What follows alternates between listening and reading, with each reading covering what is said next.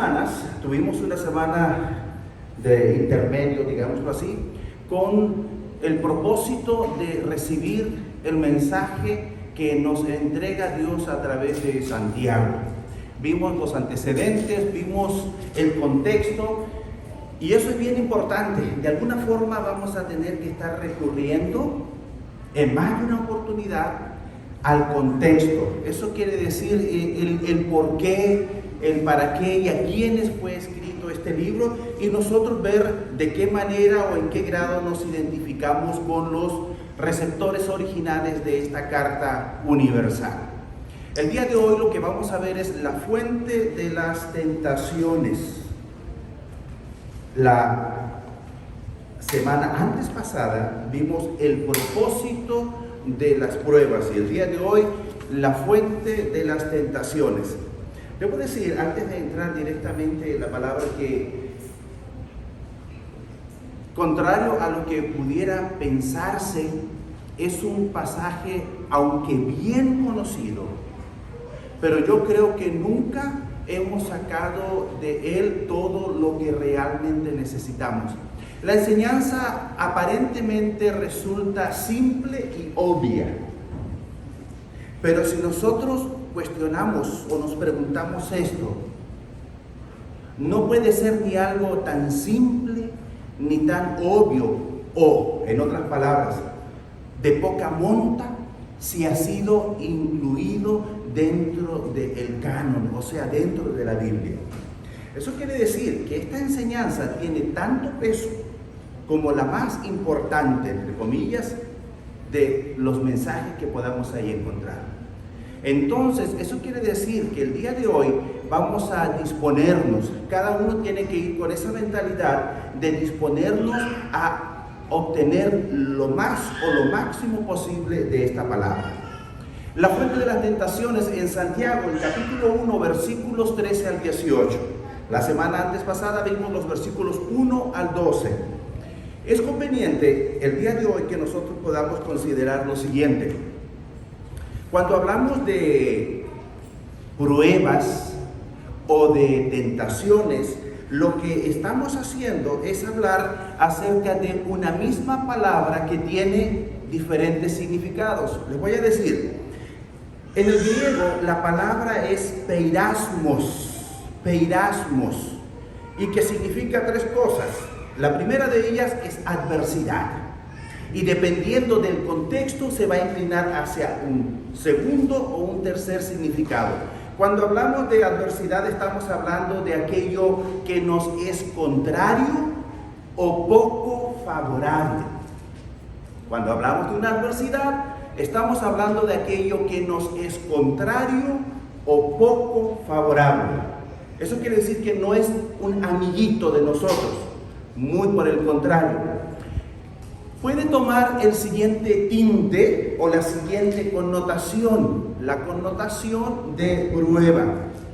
La primera vez que aparece esto, y lo vamos a ver en unos instantes, aparece en el versículo 2 del capítulo 1. Posteriormente aparece esta misma palabra en el versículo 12 del capítulo 1. La misma palabra en el original que en español aparece de una y de otra forma, o sea, como prueba y también como tentación. Y eso nos confirma a nosotros lo que ya se ha dicho hasta el momento. Cuando hablamos de pruebas hay una palabra clave y es soportar. Se utilizan indistintamente los términos secundarios que estoy mencionando. Pero de preferencia es conveniente que cuando hablemos de pruebas nosotros nos quedemos con la idea o el pensamiento de soportar. Cuando una persona está siendo sometida a una prueba, tiene una misión y una misión solamente, y esa es soportar. El enemigo de una o de otra forma lo que va a intentar hacer es que usted ceda, o es que usted se dé por vencido, o que realice una acción distinta al propósito de la prueba misma. La tercera palabra, que es una de las dos avenidas o significados que toma la adversidad, sería la tentación. Cuando se habla de tentación, se está hablando de la inducción o de inducir a cometer pecado o a hacer maldad. Y la palabra que nosotros debemos aquí grabarnos es resistir. Resistid al diablo y él huirá de vosotros. La prueba la soportamos. Y si pudiéramos agregar un término secular, diríamos soportarla estoicamente. ¿Qué quiere decir eso? Con dignidad. Cuando una persona está pasando pruebas, puede ser de diferente naturaleza. Puede afectar lo físico, puede afectar lo moral, puede afectar lo espiritual, o lo que es más, puede afectarlo todo. Pero la idea es que como cristianos, como hijos de Dios, nosotros no perdamos la dignidad. Lo que es más, muy por el contrario, que nosotros podamos dar testimonio de quiénes somos y de quién está con nosotros. Somos hijos de Dios y Dios está con nosotros. Dependiendo de cuál sea la prueba, probablemente hasta le toque a usted llorar.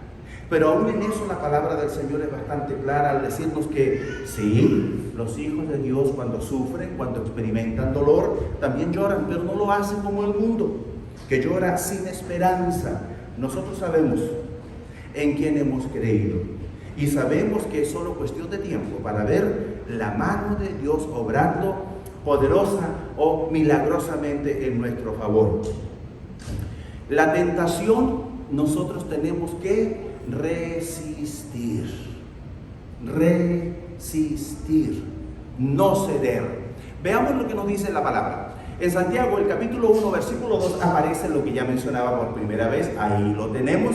Hermanos míos, tened por sumo gozo cuando os halléis en diversas pruebas. Aquí podemos agregar otro factor bien importante. Cuando estamos en pruebas, no es algo grave, es una adversidad. Es algo que nos es adverso, que nos es contrario o poco favorable, o mucho. Y sin embargo, además de soportarlo, ¿cuál es el consejo de la palabra del Señor? Que tengamos por sumo gozo esa situación o esa experiencia. ¿Cómo? ¿Por qué? Bueno, porque Dios lo dice en primer lugar. Y luego Dios no nos diría o no nos pediría que hagamos algo para lo cual no nos hubiese capacitado o potenciado primeramente. ¿Cómo es posible gozarse en las pruebas si no es algo grato, si no es algo bonito? Bueno, porque no estamos solos. Porque Dios, a través de su Santo Espíritu, está dentro de cada uno de nosotros.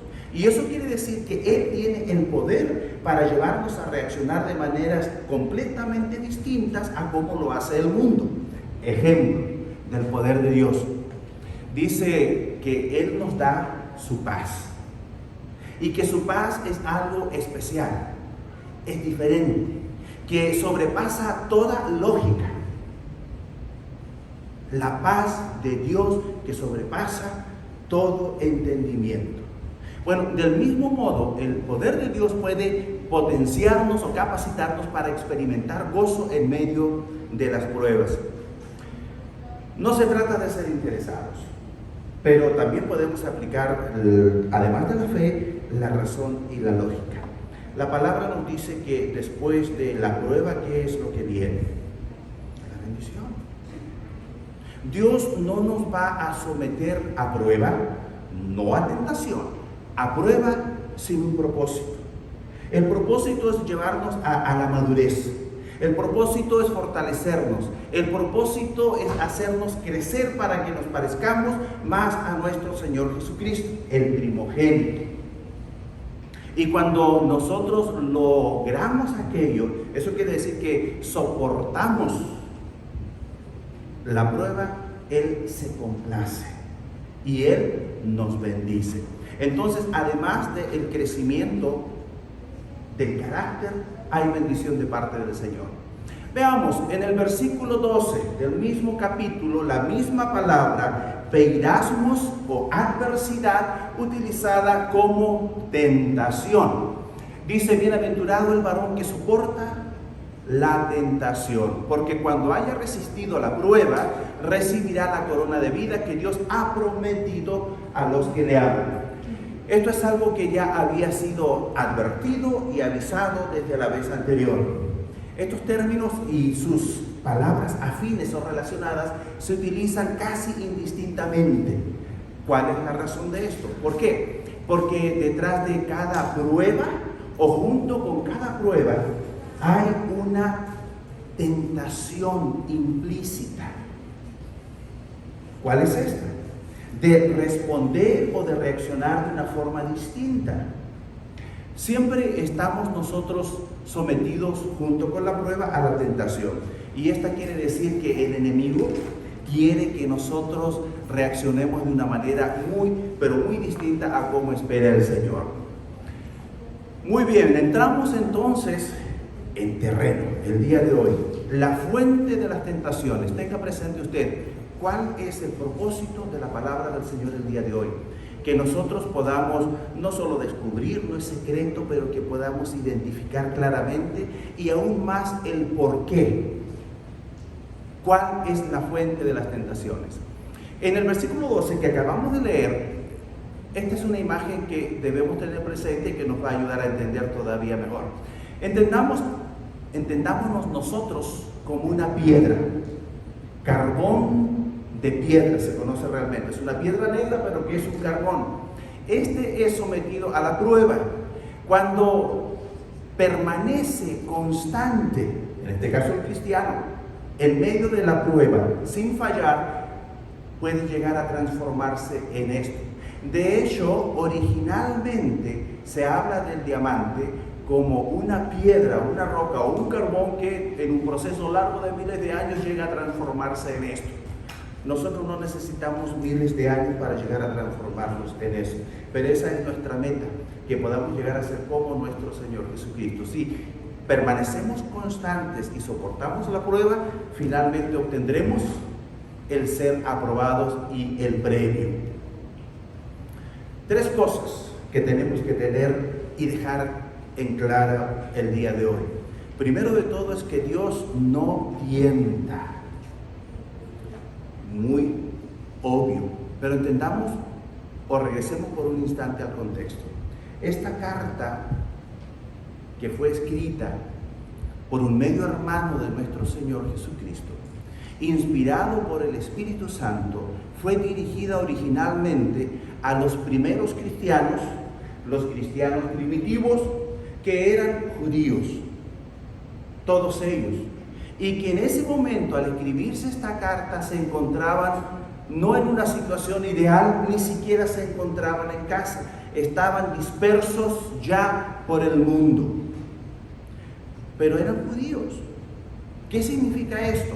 Que ellos tenían un profundo conocimiento de las Escrituras, mucho más de lo que nosotros tenemos en el presente del Antiguo Testamento, que eran las Escrituras que ellos tenían.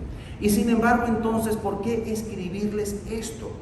Que resulta tan obvio, tan lógico, tan básico. Hermanos, es que cuando una persona es sometida a prueba, entiéndase, es sometida a prueba.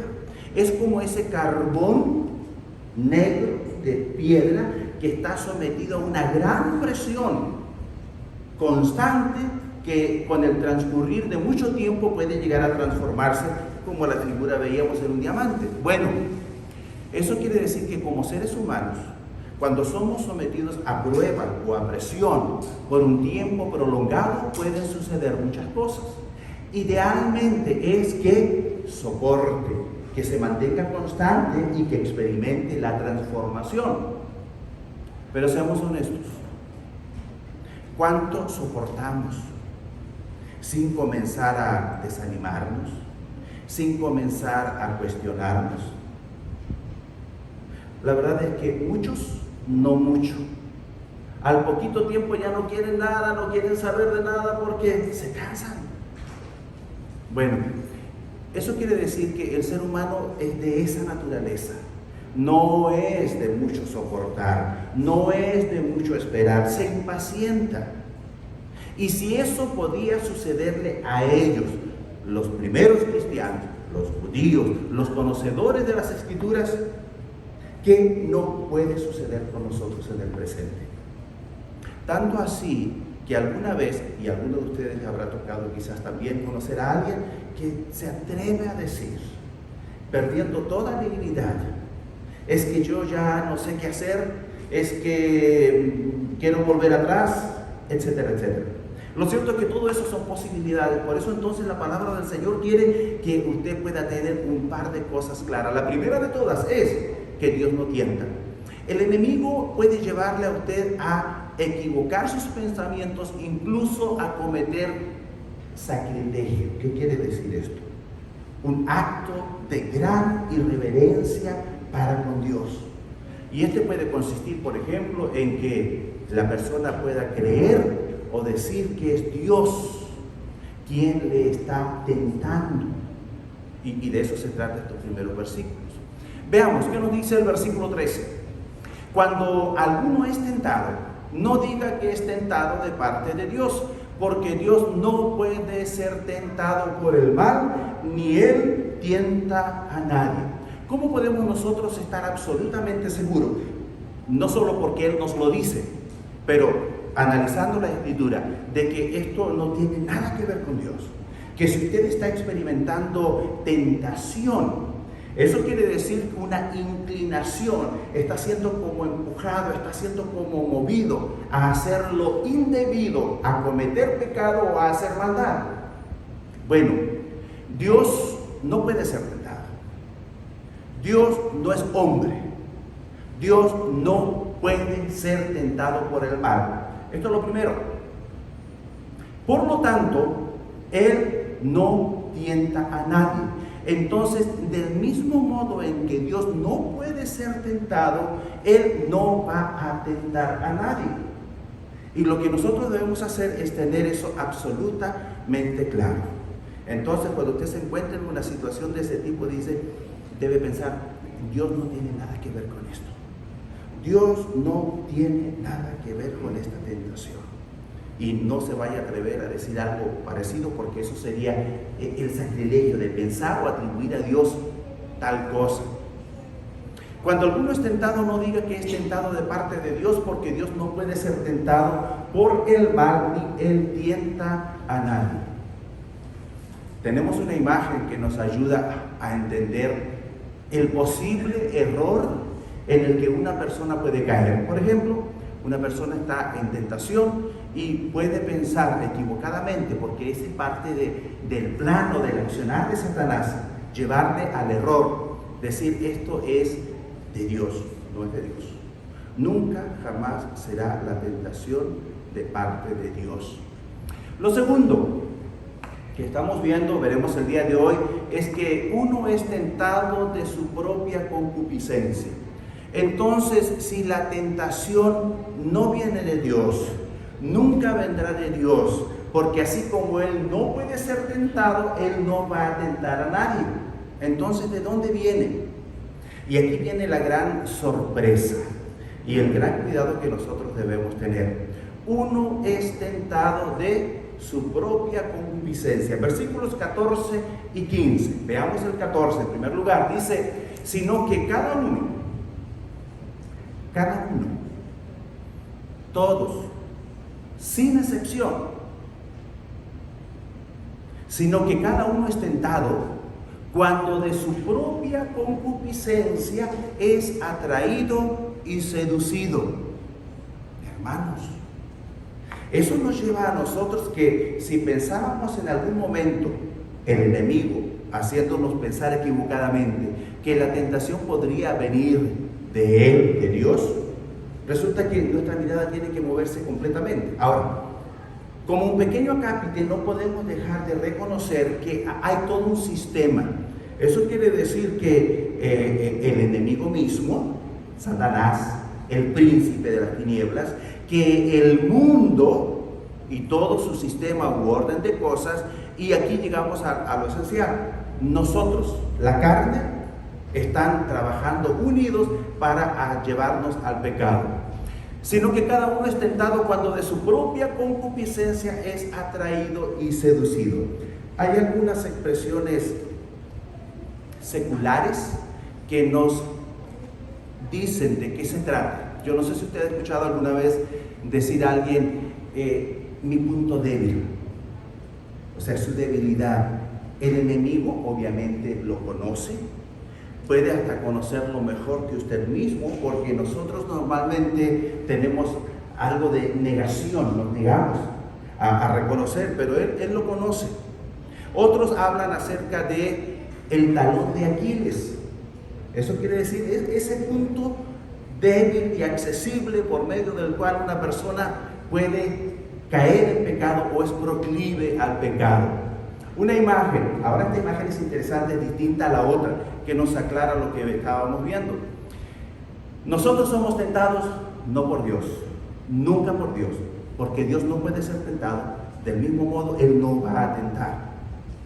¿De qué depende entonces la tentación? Esa inducción al pecado o a hacer maldad reside en nuestros propios malos deseos. Concupiscencia, malos deseos, nuestros propios malos deseos.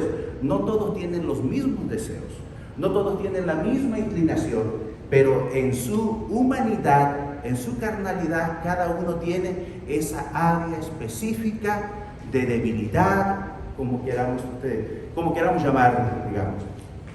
Ahora, la imagen aquí es distinta. Fíjense que esta persona está digamos, en términos coloquiales, le estará sacando a la tentación, le estará haciendo el quite. ¿Cómo lo ve usted? Pues yo lo veo que más bien está como con gusto, como con agrado. Esa es la concupiscencia. Cuando la persona está siendo seducida y atraída por sus propios malos deseos, no está enojado, no está molesto, sino que simplemente está dejándose llevar. ¿Por qué? Porque está dentro de su, equivocadamente, pero de su placer o de su deseo. Eso es el versículo 14. El versículo 15, seguimos entonces la concupiscencia, después que ha concebido, da a luz el pecado, y el pecado siendo consumado, da a luz la muerte.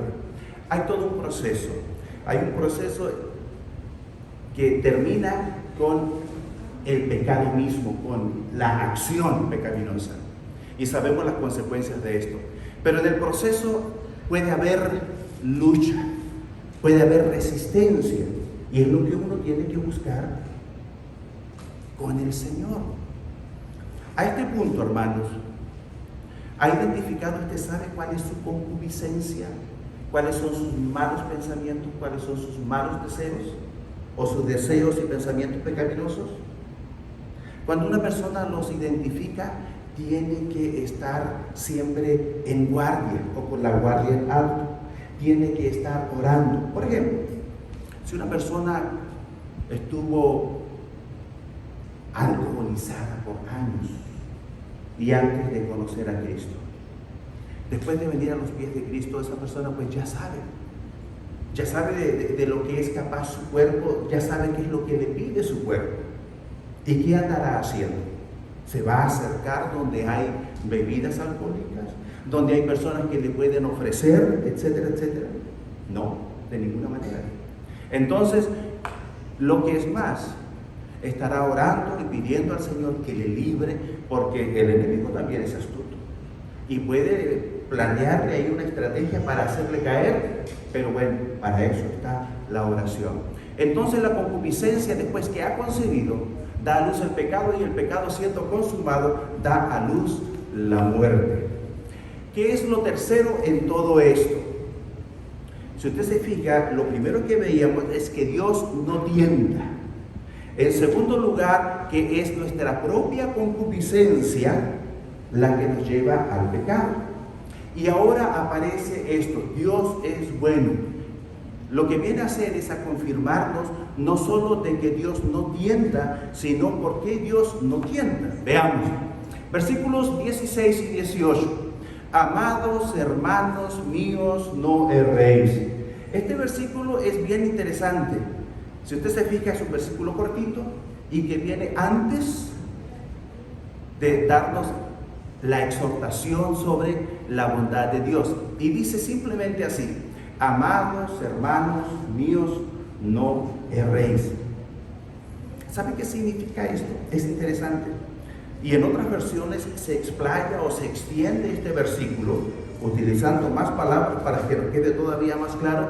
Y lo que quiere decir este es, con todo respeto para todos los hijos de Dios, amados hermanos míos, no sean tontos, no se engañen a sí mismos, ni se dejen engañar.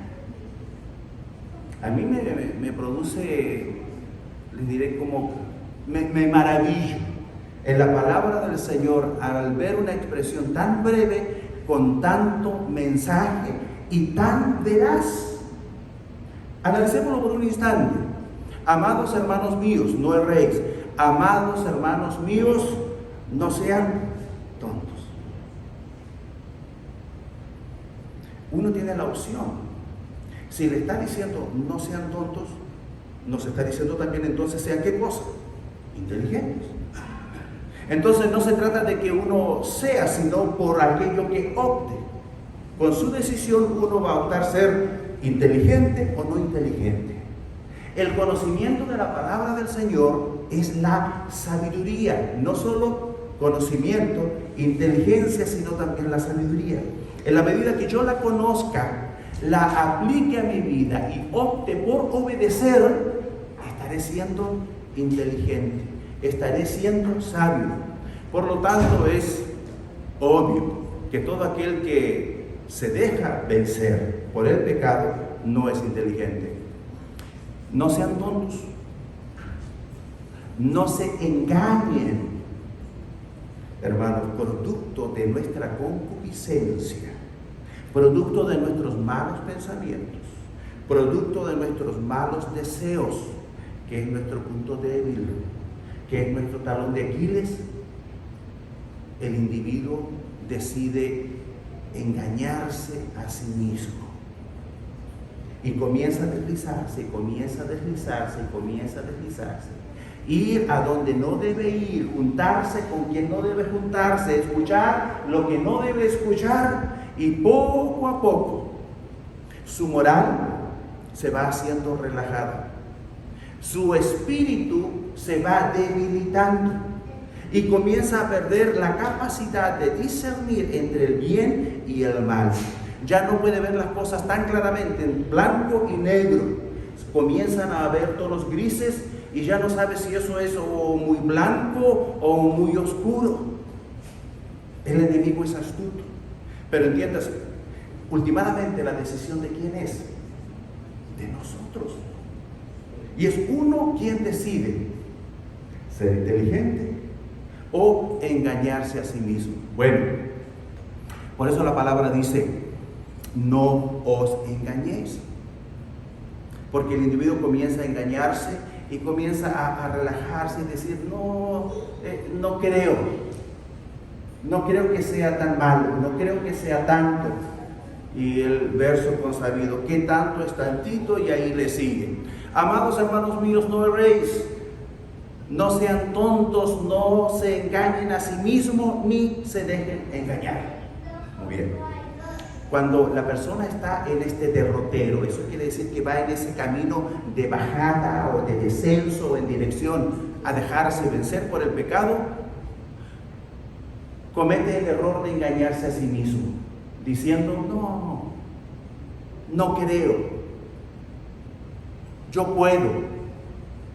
Yo recuerdo muy bien, en una oportunidad hace muchos años, tuve una plática con un amigo cristiano, y él no llevaba mucho tiempo en el evangelio, la verdad, pero en medio de toda la plática él dijo algo sabio, y no lo dijo, sino que lo escribió en una servilleta, curiosamente. Lo escribió, yo no sabía que lo había escrito, y dejó esa servilleta doblada, de tal manera que cuando él se fue, no sé cómo estuvo esto, que me tomó abrir la servilleta, abrirla y ver lo que él había escrito. ¿Qué es lo que él había escrito? Decía, en la vida cristiana no existen los viejos lobos de mar. Me imagino lo había sacado quizás de un libro de Hemingway, El viejo y el mar, probablemente, pero era cierto. Nos engañamos a veces creyendo que nosotros, que ya sabemos, que sabemos mucho, que sabemos todo, que no estamos proclives, que el enemigo no podrá con nosotros. Grave error. El momento en que una persona piensa así es el momento en que una persona comienza a caer.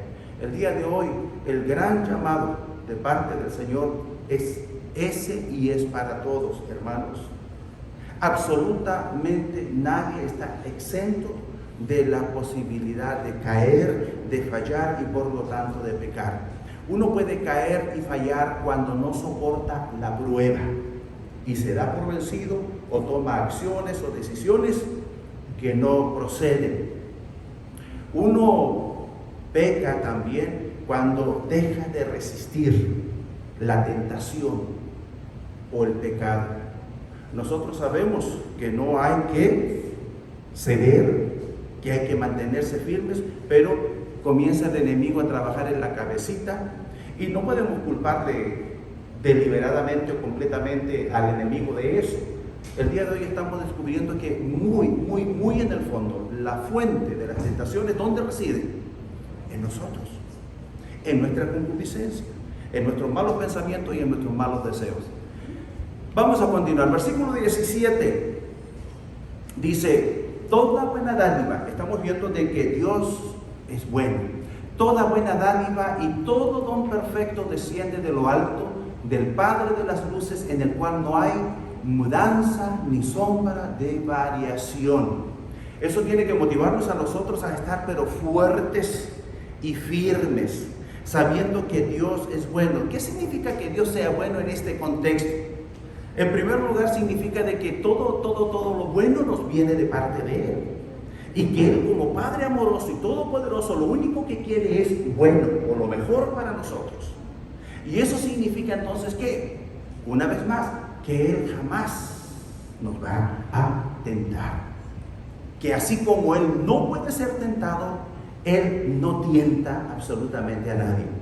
Y por otra parte, que en medio de su bondad, porque Dios no solo es bueno, sino que Él es muy bueno y siempre bueno, Él nos va a dar siempre lo suficiente y aún más para que nosotros podamos mantenernos en su voluntad, mantenernos santos, mantenernos puros. Son términos a los cuales estamos poco acostumbrados, pero en definitiva no hay otra cosa más que eso. La vida cristiana consiste en soportar la prueba y en resistir la tentación, para mantener la santidad, para mantener la dignidad. ¿De qué otra forma Dios podría decir, este es mi Hijo amado, en quien tengo complacencia? Él lo único que aspira es a tener o hallar satisfacción o complacencia en sus hijos. ¿Quiénes son sus hijos? Nosotros, cada uno de nosotros. Y siempre nos vamos a ver en esa disyuntiva. Y el enemigo, por supuesto, se confabula con el mundo y con nuestra propia carne para que fallemos al Señor. Toda buena dádiva y todo don perfecto desciende de lo alto, del Padre de las luces, en el cual no hay mudanza ni sombra de variación. En esto podemos ver también otra cosa, en el contexto de las pruebas y de la tentación. Hoy, esencialmente en el contexto de la tentación. Si nosotros tomamos conciencia de lo bueno que es Dios, de lo maravilloso que es Dios, nosotros vamos a estar maravillados de la redundancia, vamos a estar encantados, pero ¿sabe qué más? Vamos a estar enamorados del Señor. Y eso no es todo, vamos a estar profundamente agradecidos. Y cuando usted platique del Señor, que hay que platicar del Señor también y en casa, y uno dice, qué grande es el Señor, qué maravilloso es el Señor. Son parte, por ejemplo, de nuestra plática en casa con el hermano Alonso. Danielito está entrando también en estas pláticas y nos da mucho gusto Y nosotros nos maravillamos en el Señor. Y nos gozamos en el Señor. Y eso nos motiva a seguir adelante, seguir haciendo el bien, procurar complacerle y agradarle. Entonces, eso es parte de lo que debe producir en nosotros el saber que Dios es bueno, que Él es muy bueno, que Él es siempre bueno y que Él solo quiere lo mejor para nosotros. Esta imagen nos ayuda a entender o a imaginarnos un poquito aquello. Dios, todo viene de Dios. Piense ahora, si usted como papá ama a sus hijos, ama a su familia, provee, se desvive por ellos y trata de que no les falte nada y de que puedan tener absolutamente todo, ¿qué es lo único que usted espera? Llámese papá, llámese mamá. Bueno, en realidad uno espera varias cosas, yo les voy a decir humanamente hablando. Espera que estén bien, que estén felices, que estén contentos, pero también que se porten bien. Y para nosotros, como hijos de Dios, ese portarnos bien significa soportar la prueba, resistir la tentación. Versículo 18, finalmente, este es el último versículo y dice: Él de su voluntad nos hizo nacer por la palabra de verdad, para que seamos primicias de sus criaturas. En el contexto de lo que estamos viendo de la tentación, ¿qué significa esto? Bueno, lo que trae este versículo es más información acerca de quién es Dios o lo bueno que es Dios. Tan bueno es Dios y tanto nos ama que Él incluso llegó a ordenar o a orquestar un plan para que nosotros alcanzásemos salvación, perdón de pecado y pudiésemos llegar a formar parte de su familia. Así de bueno es Dios. Ahora, estando consciente de esto, de toda la bondad de Dios, ¿cómo decidiría usted vivir su vida? ¿Cómo decide usted comportarse? He escuchado distintos testimonios de distintos hijos, y el hijo, mientras mayor conciencia, mientras más claro tenga en su mente y en su corazón quién es papá, quién es mamá, cuánto les ama, todos los esfuerzos y sacrificios que ellos realizan para que estén bien, ellos sienten se maravillan, sienten admiración, se enamoran cada vez más, sienten profunda gratitud, y todo eso les lleva a ¿qué cosa? A querer portarse bien, a querer hacer bien donde quiera que estén. Personalmente no tuve yo más satisfacción, complacencia de uno de mis hijos cuando alguien que no es de la familia me dijo: yo quiero que usted sepa que su hijo le honra. Yo quiero que usted sepa que su hijo se porta bien cuando está fuera de casa. Fue hace tanto tiempo, no sé cómo estarán las cosas hoy en día, pero en ese momento les voy a decir, a mí me dio mucho gusto. Me dio mucho gusto. No solo por él, sino por pensar que a lo mejor estaba haciendo o había hecho yo como papá bien las cosas. Dios ha hecho bien las cosas. Dios hace bien las cosas. Entonces no tenemos de otra, hermanos. Y esa es la gran invitación el día de hoy. Vamos a concluir y vamos a recapitular el día de hoy cuán importante es esto. En primer lugar, recordemos siempre, Dios no tienta a nadie. La fuente de la tentación es otra. Dios no tienta a nadie. Eso no significa que usted no será sujeto o sometido a tentación. No, sí, siempre, pero no viene de Dios. Segundo lugar, somos tentados por nuestra propia concupiscencia. Entonces, si toda tentación procede de nuestra propia concupiscencia, si la fuente de las tentaciones está dentro de nosotros mismos, ¿qué vamos a hacer? Algo hay que hacer al respecto. Y la única forma de disminuir el poder o la influencia de esta fuente es consagrándonos cada vez más y más al Señor. No hay de otra forma. Y en el proceso hay que orar, En el proceso hay que leer la Biblia, la palabra del Señor, y en el proceso hay que servir. Tercero y último, como conclusión el día de hoy, Dios es siempre bueno. Cuando yo leía este pasaje de Santiago, no dejaba de maravillarme, fíjese. Y yo recordaba, es que Dios es bueno, Dios es bueno, es siempre bueno, es que Dios es bondad. Y si Él es así, entonces, ¿cuál debe ser mi actitud para con Dios? Yo quiero que el día de hoy usted pueda tomar tiempo en reflexionar, en estar plenamente consciente de que Dios no tienta a nadie, que la fuente de la tentación está en usted, no en nadie más, no en otra persona. Por lo tanto, usted tiene que analizarse y pensar en la bondad del Señor. Creo que hemos tenido mucho tiempo y muchas experiencias, y eso tiene que ir en el favor de nuestro aprendizaje por más de un año ya, experimentando la bondad de Dios, la bondad del Señor en nuestra iglesia, que es la familia de fe, en nuestras propias vidas y en nuestros hogares. Para este tiempo usted ya tiene que estar bien cambiado, tiene que estar bien transformado. Yo no sé si ustedes recuerdan cuando recién comenzamos con esta pandemia, hablamos, o mencioné yo, de cómo este iba a ser el campamento o el retiro espiritual más grande de nuestras vidas. Cuando una persona va a este tipo de eventos, se renueva, se fortalece y llega pero totalmente cambiado o mejorado. Hermanos, usted a estas alturas tiene que estar así, cambiado, renovado, nuevo completamente. Si es así, se ha cumplido. Nosotros podemos decir, gracias a Dios, gloria a Dios. Si no es así, entonces yo le diría, apúrese.